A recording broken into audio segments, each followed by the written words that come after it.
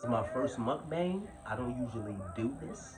I think it's kind of fucking weird for somebody to be watching me eat. You feel me? Especially seafood. Like it's an aphrodisiac. I don't need nobody grandmother getting horny watching me eat some salmon and potatoes. You feel me? So we just gonna try it out. You feel me? We just gonna try it out. Okay, so first we got us some peppers. And it's hot. Oh, that's hot. Mm-hmm. Mm-hmm. I can hear that, right?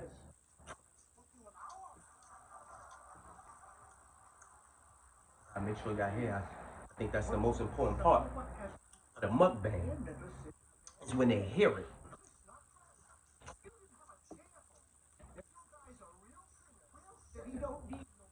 I mean, you see what's going on. This is what we call, to be honest, black people not even supposed to be eating this right here. I'm gonna put that on the side. I don't think I asked. Ah, okay. Some light at the tunnel. We got us a potato. You feel me? Y'all can hear that. Y'all can hear that. Y'all can hear that. You feel me? You see the, you feel me? Brief intermission. But yeah, this is how the mukbang is supposed to go.